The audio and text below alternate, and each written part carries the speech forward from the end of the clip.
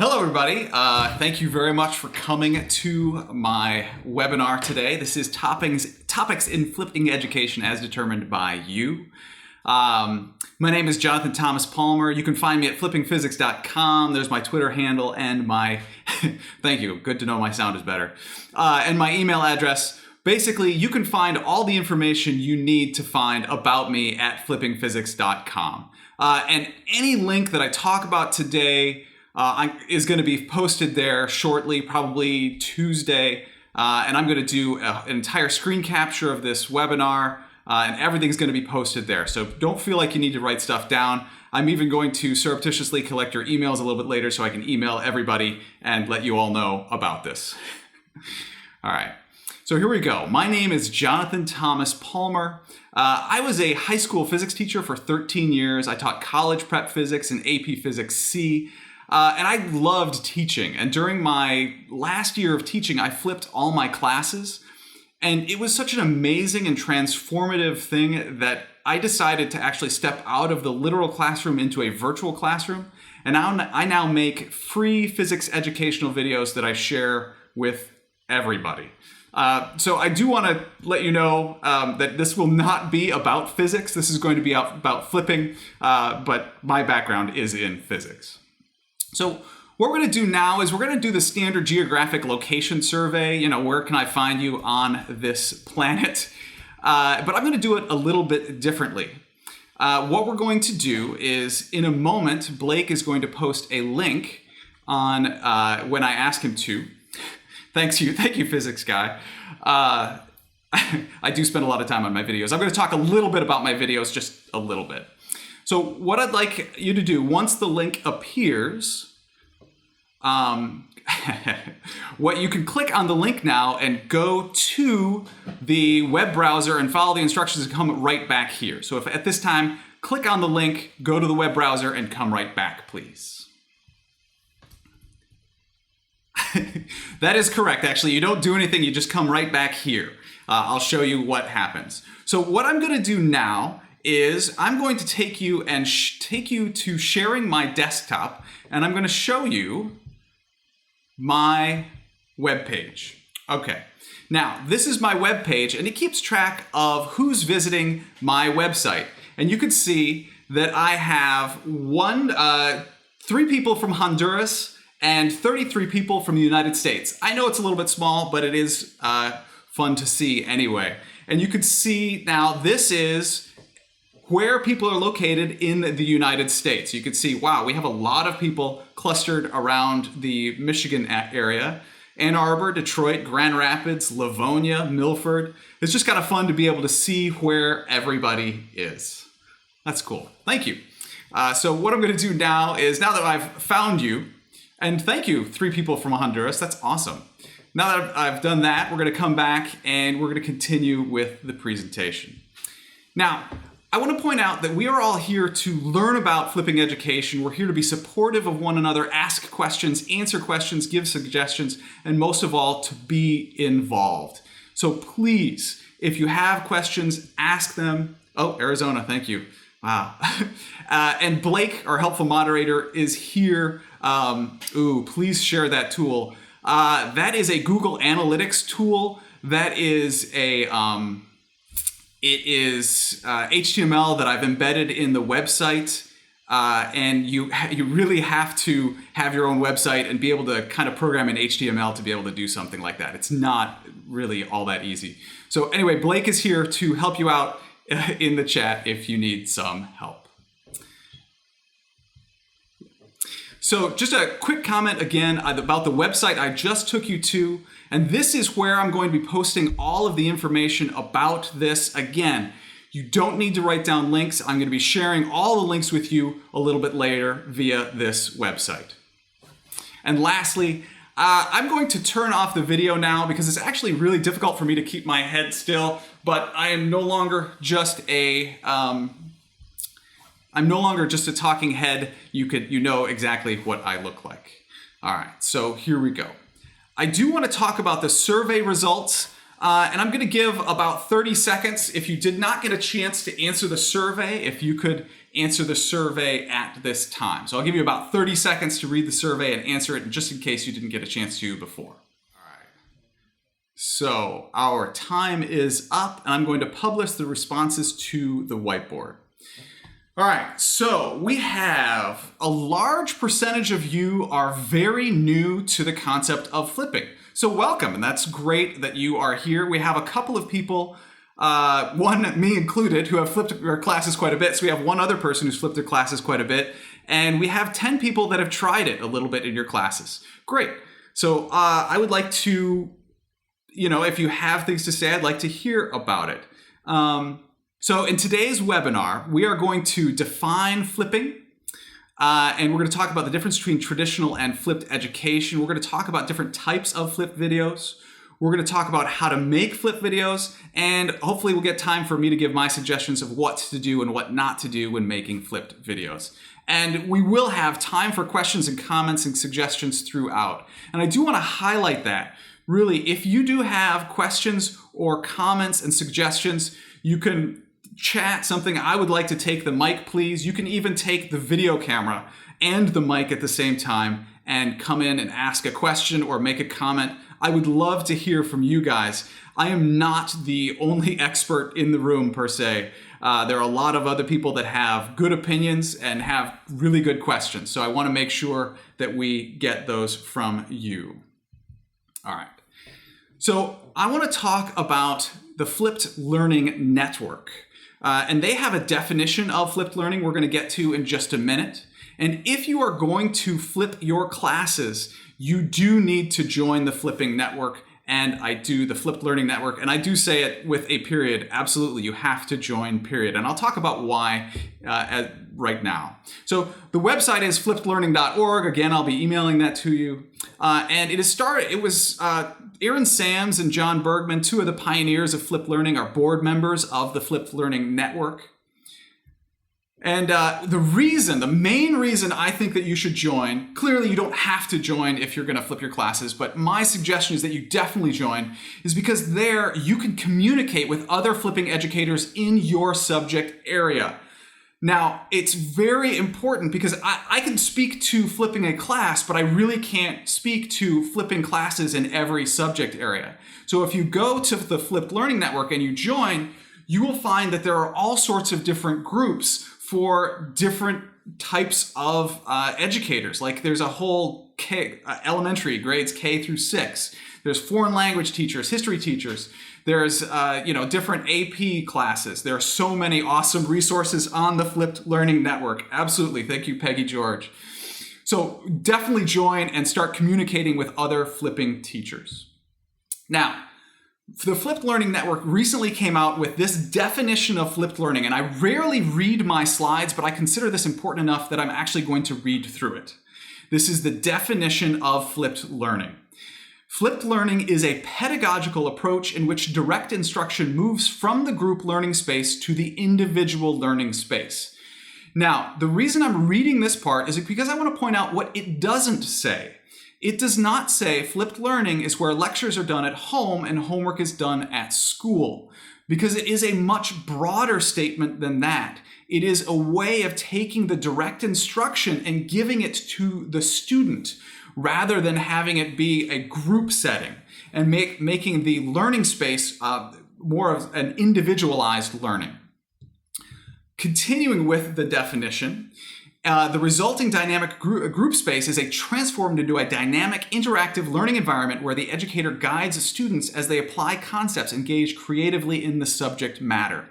And that is a very important piece of flipped learning. And I want to point out the difference between a flipped classroom and flipped learning.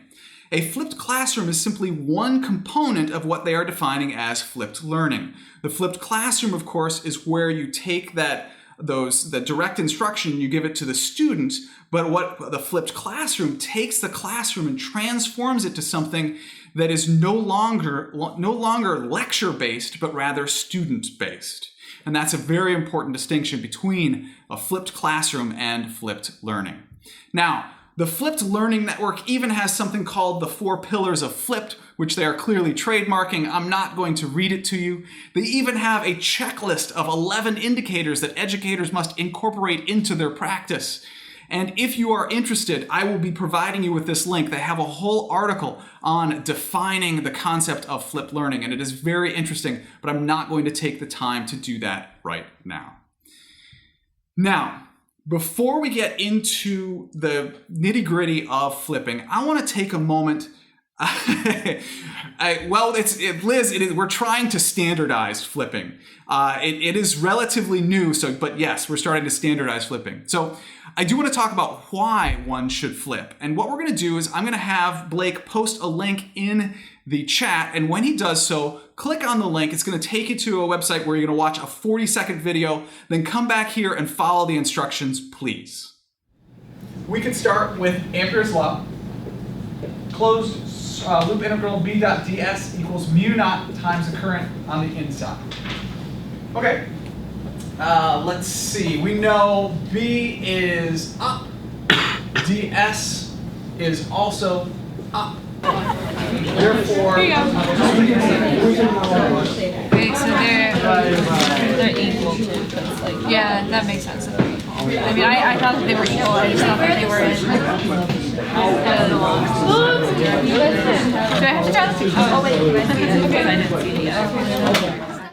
all right, this is really great. I love what we're talking about here. I'm just going to talk a little bit about what I see about the traditional here. There's so many responses that are starting to go over one another, but that's okay.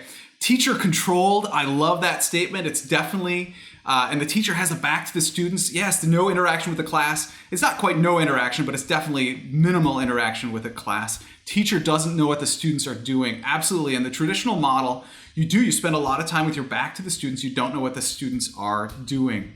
Lecture and note taking, only teacher talking. Absolutely. Students don't interact with the teacher. Who dare say boring? Yes, I'm sorry about that. Dazed and confused. Nice. Didn't understand it, huh? The flipped model, however, if we look, we have students have a reason to be in school, to work with and discuss. Interactive, engaged, I see several times. Collaboration. Oh, yes, absolutely. So this is when we talk about why flipping is a good idea. Just look at all the responses. Look at what you see in how people perceive the differences between flipped and traditional learning. And this is exactly why I flipped my classes, and it is so much fun. Really, and you get to know your students better because you are a lot more engaged with your students rather than having your back to the students. Great. Okay, I think we're going to move on now. I think we've definitely gotten enough out of that. But before we make your own videos, I'm going to talk about different types of videos and how to make your own videos in just a minute. But before you do so, I want you to realize that there are a lot of free online content resources. Watch, Know, Learn, YouTube, EDU, Show Me, Educreations, all these different resources. There are even individual free YouTube channels, Morciendi, Boozman Science, Math Aptician, all these different free resources for videos. So before you go out and make your own videos, please make sure that you watch other people's videos and learn what other people have and use other people's videos. You could certainly do so. It's very, very helpful to know what is out there. Now, I had a suggestion from a colleague that I should go through and show you each one of these, which I'm not going to do.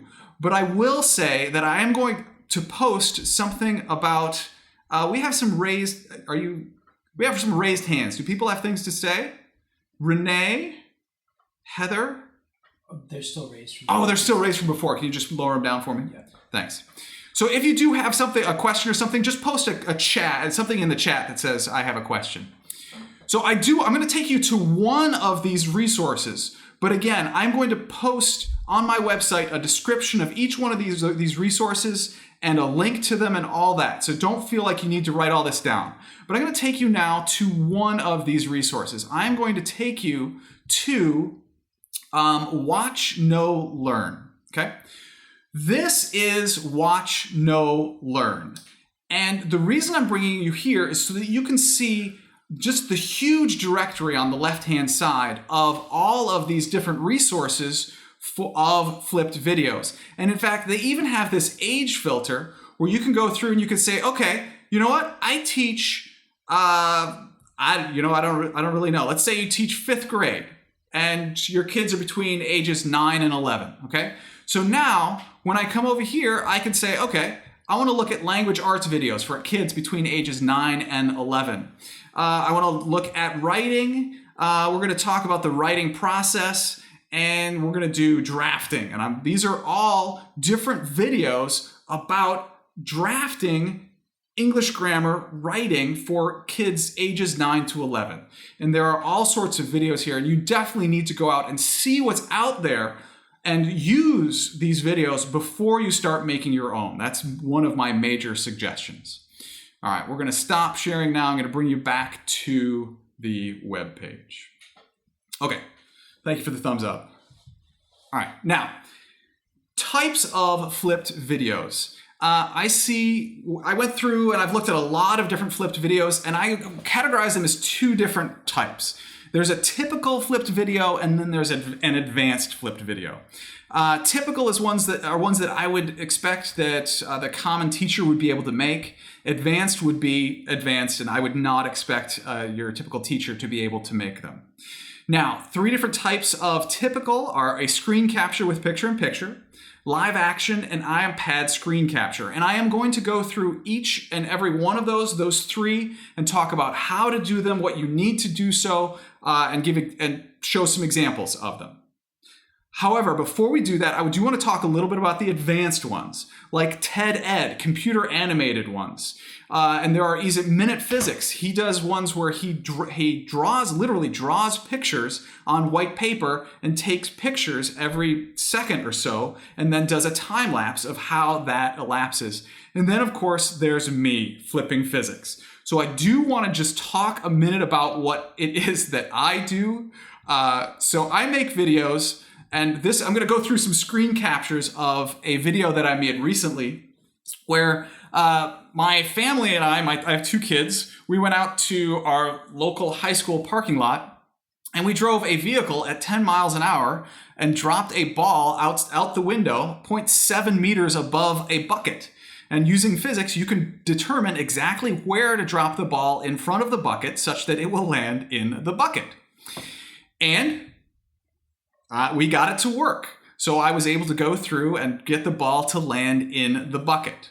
And you can see, you can do a kind of stop motion photography of where the ball is at different times.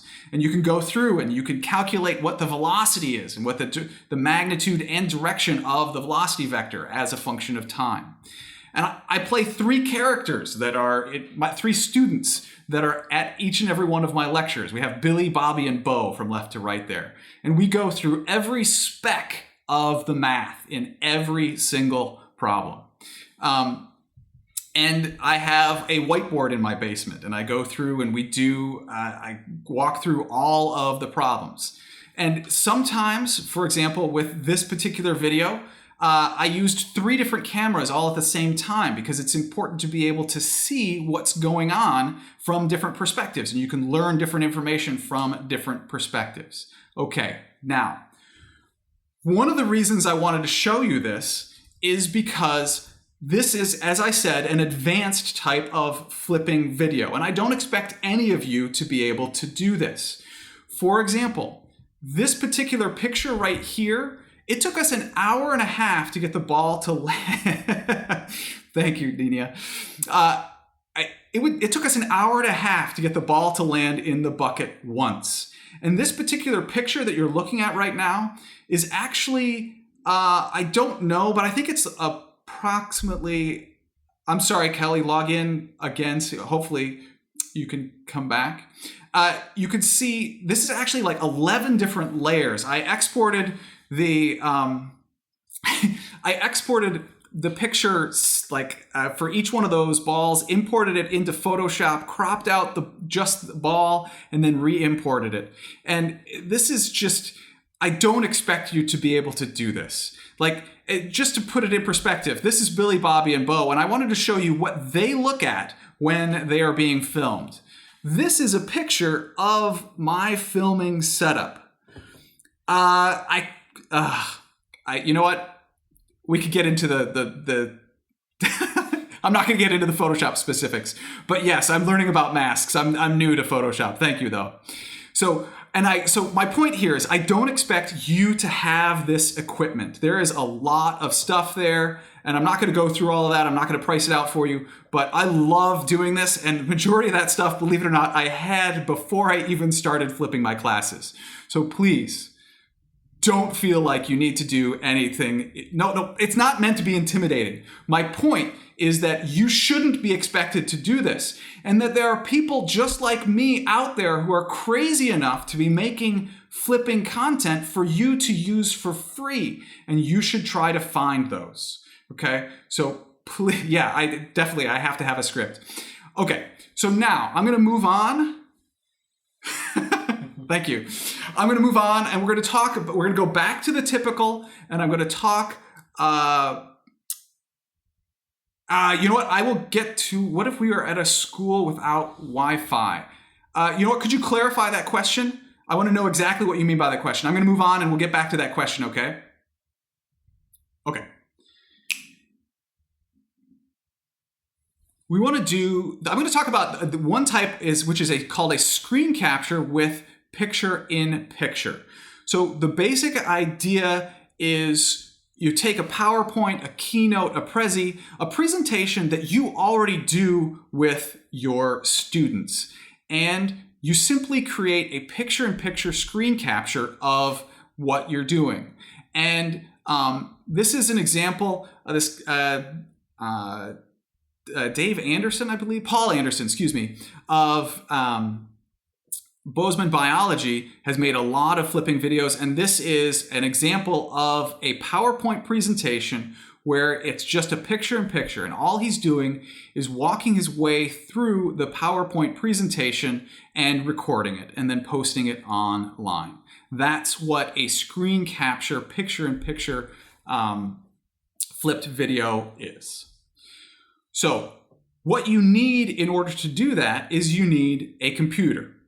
You need some sort of webcam or video camera, and you need a microphone. Many laptops actually already come with all of these things included, but I do want to point out one of my suggestions is that a lot of people overlook the importance of an external microphone. So I do suggest that because the audio is really, really important in your screen capture videos. So please invest in a microphone. I even have a suggestion. It's a $40 mic. It's called the Samsung GoPro Compact USB microphone. There's a picture of it right there. It simply sits on the top of your computer, and it's just a little microphone, and it just increases the quality of your audio, and it is so important. So you do need software in order to do that. And there is free software out there for both Mac and Windows. For the Mac, it actually comes with QuickTime and a free program called DwayneCam. And again, I'm going to post links to all this. So I'll post a link to DwayneCam. And for Windows, you can use something called Electa Live. Now, I did actually just want to take a moment and show how easy this is to do. So I'm actually going to switch, because I have to switch computers in order to do this. So I am switching from Jonathan to I am now the guest, John. And so what we're going to do is the first thing is you need DwayneCam. And I'll post a link to this. And it is a free program. And what it does is it brings up a picture that uses your camera. So you should be able to see. Oh no, I'm sorry, I forgot. I have to share. Give me just a second. Totally forgot. I have to share this screen. There we go. Okay. Sorry about that. So DwayneCam. what you need to do is, this is a free program, and what it does is it brings up a screen cap, a picture of what your video camera sees. And this right here floats above your entire screen. Now, then you start your PowerPoint presentation. So this is just an example of something I could use for a PowerPoint presentation. Then you start QuickTime. Okay? So now I'm going to start QuickTime. And it's called QuickTime Player, but it has a recording capability. So if you start QuickTime Player and you do something called a new screen recording. So you're going to record what's going on the screen. And you need to make sure that you are using the built-in microphone or whatever, hopefully the external microphone. I don't have one for this computer. And then you click screen recording, and I am now recording what's going on my screen. I go back to my presentation, and I can talk about the whole PowerPoint presentation, and I am now recording what's going on, and that's how you can do a screen capture. And then let's say I'm done with my PowerPoint presentation. I go up to the menu bar and I click on the stop button, and it creates a video. This right here is my video that I just created using the screen capture. Okay? And you'll see I can play, this is the video that I made of the screen capture. Right? You see it? I turned off the audio because I don't want that to interfere with what's going on right here. So that is the basic idea of a screen capture. And you save it to your desktop or wherever you want to save it to. And now, on my desktop, I have a file called Screen Capture, and that is what I could load to YouTube or wherever we're going to load it, and I'll talk about specifics about that in just a minute. But I just wanted to show you really how easy it is to do a picture-in-picture screen capture. And again, I'll post instructions to that to make it so that you can figure out how to do that. I know that might not be the best way to show you. Right, and there are all sorts of other versions, but that's an easy way to go through and do it. Thanks for the suggestion, Liz. All right, so now I'm going to switch back to the other computer. All right, I'm back. Yes, okay. So now, there is also something called Ink2Go, which is a program that works both with Mac and Windows, and it is $10. And what it does is it makes it so that you can write on the screen. I'm going to go back to the Bozeman Biology one, and what you'll see here is that these arrows are written on the screen where he wrote life and where he's got the arrows going from one stick figure to the next. Those are all things that he wrote on the screen. Great. Those are all things he wrote on the screen while doing the screencasting. So Ink2Go is a resource you can use for that. And people are posting other resources, and that's awesome. I will take an opportunity to go through that afterwards and summarize all those and put those on the website. I wish we had time to talk about everything everybody is posting. So next is a live action video. A live action video is one where you use a whiteboard, you're in the field, you could just use paper or you could do some sort of demonstration. Basically, it's where rather than using the computer as the main thing on the camera, you are actually having a person as the main thing on the camera.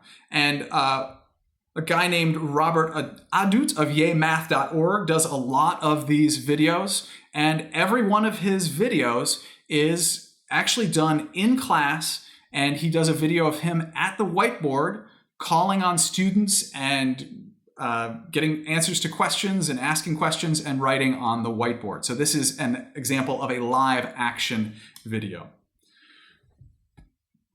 Now, the hardware you need, believe it or not, to do a live action video is exactly the same, so I didn't include that. There's both Mac and Windows computers come with free programs, iMovie and Windows Movie Maker, to allow you to edit your live action videos. And lastly, to use iMovie and Windows Movie Maker, I did a little research on instructional videos on how to use them, and I found that WikiHow actually had really good instructions on how to use both iMovie and Windows Movie Maker.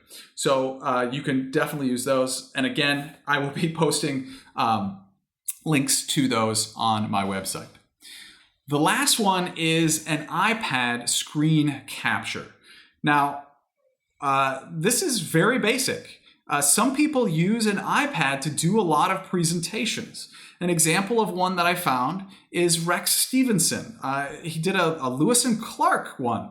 And basically, he's got a picture on the iPad the whole time, and he talks about he gives a lecture, and he draws on the iPad where Lewis and Clark are on their expedition when he's talking about what he's talking about.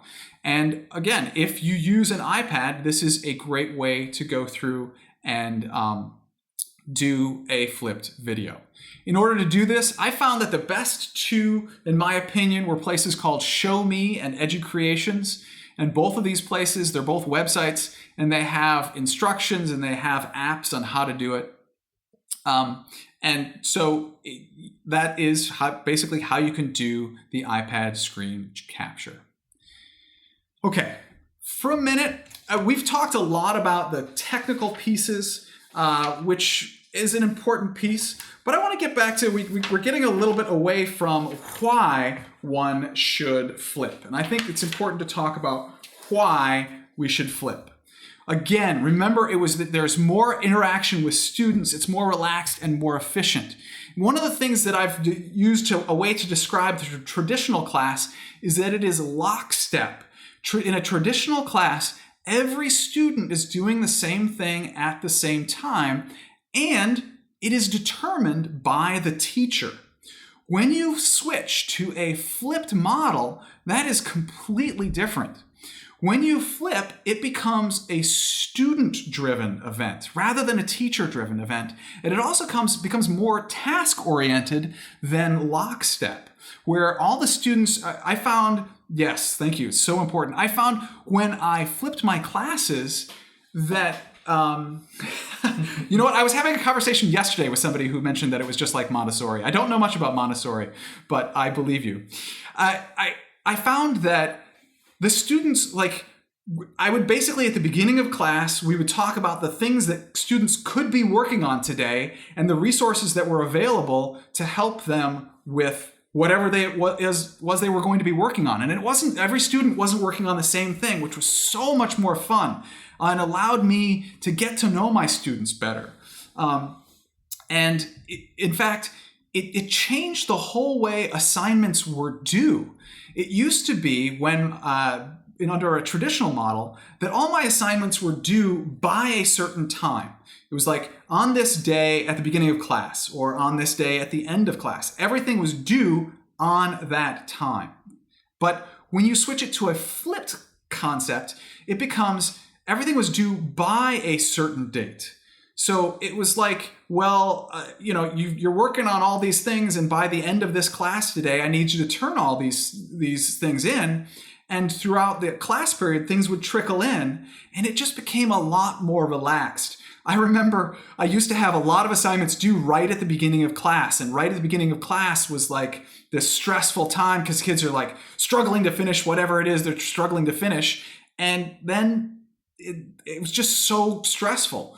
But when you switch it to being due by a certain time, it flows a lot better. In fact, one thing I want to talk about just briefly here, just occurred to me, is a change that happened in my personal electronic devices rule. Before I flipped my classes, I was very against personal electronic devices, and I did not allow them in my classes. But when I flipped my classes, I recognized that the personal electronic device became a tool they could use to access all sorts of resources during the class. So I completely flipped, in addition, my personal electronic devices policy, and I completely allowed them, as long as you were using them, as a part of your learning. And it was really quite amazing how it was no longer a problem. I no longer had issues with personal electronic devices. Actually, that's a strong statement. Every once in a while I did, but it was greatly decreased. By allowing it and making it a tool that we used for learning, it made it so that it was no longer a struggle, which was so nice. All right. Now, you made the video. Now what? That is really the question. So, you need to post the video online, you need to create a lesson, and you need to get feedback from students before class. And I'm going to talk about all of those individual pieces. But before I do, I'm going to put this slide up, because I have been told that I can talk forever. And I get very excited about flipping. So I'm going to pause. Blake's going to put up 1 minute, and we'll see what happens. Whatever. Okay, how do you hold students accountable for viewing? Great question. You know what? I'm going to get to that. That's one of my slides in just a minute. So don't you worry, physics guy. How do you say that? Teague? Okay, students who have no internet access. Oh, okay, so yes. Ed puzzle. Okay, great. I love it. I love these questions. Okay, so let's get to. I'll kind of work backwards here. Do you think this works at the very low elementary level too? Yes, I actually was on a panel with I believe a 3rd grade teacher, although that's not very lower elementary level. What people found was that for math in particular, the flipping the math was really, really important and really, really helpful. And as a parent of elementary school teachers, I would love it if my if my teachers would flip the math, because yes, because as a parent, I don't know how my kids are doing math, and I teach. And I teach a calculus-based physics class, so I know a lot about math. But when I try to talk to my kids about doing doing just rudimentary math, I don't know how to talk to them about it. So as far as the no internet access is definitely one that you need to address. So yes, they might not have internet connection, but they do have smartphones, and this is definitely true. So I did find that many students who told me they didn't have internet access at home actually had smartphones. And there are some who didn't, but what you need to do before you flip your classes is you need to talk with your students and explore with them where they can get internet access. They can do it sometimes before school and after school at the library at your school. Or they could even do it at their public library. And at some point, you might have to, there have been teachers who put them on flash drives or even on DVDs to help students who are unable to do that, to do not have internet access at home. So yes, so you definitely have to do a survey of your parents and students before you do, you have to do a survey before you flip your classes. And what you need to do there as well is get your administrators on board. So that's generally my suggestion for not having internet access, is to troubleshoot with those individual students. And I think that addresses as many of the questions as I can see. And I think I'm going to move on now.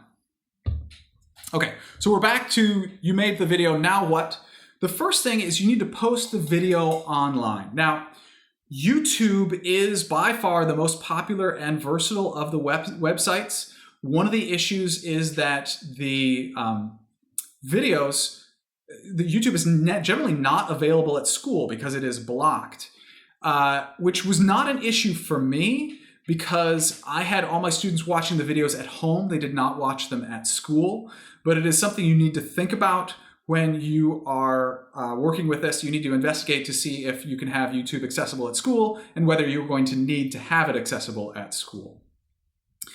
You can go to your website. There are different free ones. Weebly is a free website that I use, or WordPress. Just to show you Weebly real. Oh, cool. Weebly, just so you know, this is what my website looks like on Weebly. It's a very easy way to make a website. There are little blocks on the left, and you click and drag into the web page on the right. If you want text, you bring in a block that's text, and you type in the text. If you need an image, it is very user-friendly, and it is free. So I definitely would suggest that you could use Weebly. I've also heard that WordPress is very good as well. A lot of schools have their own websites where you can make one. And there are education-specific websites, like the one I just showed you, Watch No Learn and Nomia. Both have ways where you can post their videos, and you can make classrooms and have students set up there, so that you can actually set it up through Watch No Learn or Nomia. So you need to create a lesson. So there's a difference between a video and a lesson. And a lesson, and I'm going to show you a lesson in just a minute. A lesson includes the video, but it also can have links, a worksheet, quizzes, comments, a survey, all sorts of different things. And this will get me to how do we hold students accountable in just a minute, physics guy Teague. So you can do this at your website, TED Ed, Nomia, or Watch No Learn. So what I'm going to do now is talk about Google Forms. So this is how you get feedback from students before class. This is my basic suggestion. There are other ways to do it, but I found that a Google Form is one of the best ways to do it. And there's something called a Flubaroo add-on, which I will show you. And it's a great way to grade your Google Form. So what we're going to do is, I think this is the right one. Yeah, so these are instructions on how to do it. And again, I'll post those for you. And what I'm going to have you do is I'm going to have you take you over to my website, have you go through, please don't post it yet, Blake. I'm going to have you go through the instructions right there. And this is, yes, so I'm going to show you how it's linked directly to a spreadsheet in just a minute. I'm going to have you follow the instructions there, and you're going to end up filling out a Google form and then come back here. And I'm going to ask you for your name and your email address. And what I'm going to use your email address for is so that once I am done posting this video and all the links, everything that we've talked about here, I'm going to email everybody to let them know that it is ready and give you that email, that web address. So please do give me your email address. And Blake, please post the link. Click on the link and please follow the instructions there. See you in a bit.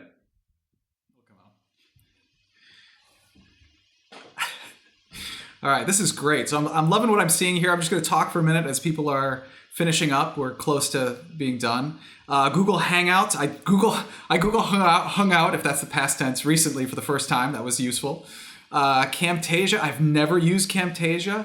This is great. Like, I think about this. Like, open to new ideas, still getting the concept, love getting ideas, still learning. You know what? We are all still learning, and that's why we're here. This is awesome. Discovery education. Yeah. ScreenFlow for Macs. Interesting. ScreenChomp. I'm interested in that one. So what I'll do is I will, I'll collect all these and post all of them just so everybody has them. But this is great. I love hearing about what you guys. Brain Pop, yes, the robot. Yes, the Brain Pop. All right. So Haiku, yes. I've never used Edmodo either. And Watch No Learn. Thank you for that. All right. So this is great. Thank you much for sharing. And what we're going to do now is I'm going to share my desktop with you. And I'm going to bring you over to the spreadsheet. So this is the spreadsheet that was created from that Google form. These are all your email addresses and names and all of your answers. Interesting. You all seem to think that there is no correct answer, except for those people who answered 42. Okay. Nice. Periwinkle. Good choice. Okay. So this is basically, these are all the student responses.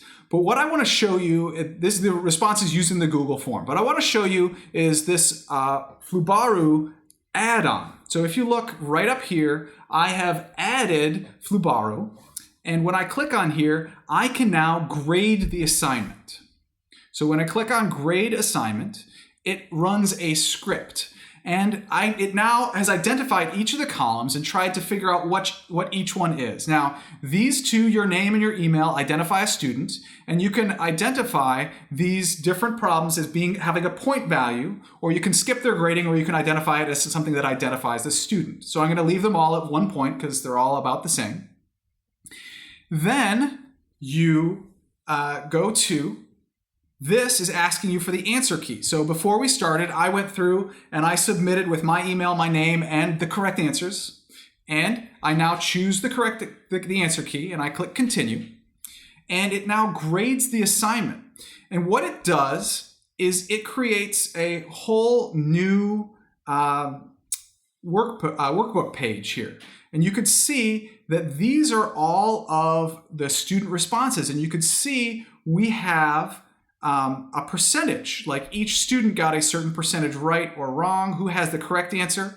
Evidently, very few people got which is the correct answer. What year is it currently? 100% of you got that right. Good job. I am wearing a red shirt.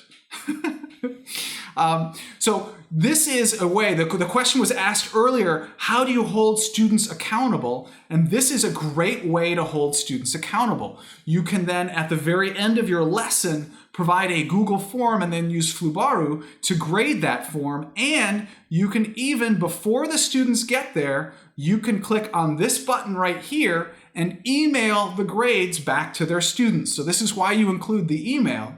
So even before they get back to class, you can email the students what their score was on your lesson before class. And this is how you know how to approach the class. Okay, so you know what? Only 33% of the students understood question number 1. So we clearly need to go through that. But 95% of the students understood question number 2. So clearly we don't have to go over that one. So yes, this is an awesome tool you can use to understand what your students know and don't know before class starts, which is just an awesome, awesome way to begin class. All right, so back to the presentation. I have roughly 2.5 minutes left. Let's go here. Just real quick, if you are interested in flipping, there is coming up in June 22nd through 25th is FlipCon14. This is an annual flipping conference. It's in Mars, Pennsylvania. There are both on-site and virtual lessons, and I'm actually going to be presenting there as well if you are interested. So you could go to FlipCon. And we have very little time left, but I'll just whip through these really quickly, I guess it would be better. My do's, these are my don'ts. When you're making a flipping video, don't ignore your audio levels. A lot of people, it's either too loud or too soft. You have to check beforehand.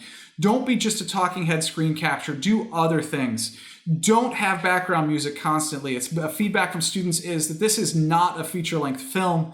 You need to just turn off the music. You can use it every once in a while, but don't use it the whole time. A lot of people, when they first start making videos, get really excited over transitions and effects, and you can really overuse them. So please don't. And please don't have continuous cuts of yourself mid-sentence. Literally, I mean, sometimes people will just cut several times, and I'm running out of time, but I'll just give my dues. Be creative. Enjoy yourself and be real. The more you enjoy yourself while you're doing it, the more interesting it will be and the more your students will enjoy it. Vary your tone of voice. Do not be a robot. Have some sort of theme. It's really good. I have Billy, Bobby, and Bo have some sort of theme. Collaborate. You can include students. Get student feedback. You're not just making these in a vacuum. You're giving them to students, and you can make them better by learning from what your students say. And someone pointed out earlier, use a script. Absolutely. Look at the video camera. Don't just look at the side. And don't look at the screen the whole time. And fast forward through parts when necessary. Please. But I think we are pretty much out of time now. I'll come to my last slide. I'll bring up the video so I can say, thank you very much for learning with me today. I enjoyed learning with you. Blake, do you have anything to say? Okay, so we are good. Thank you very much, everybody. I had a really good time. Good night. Smart.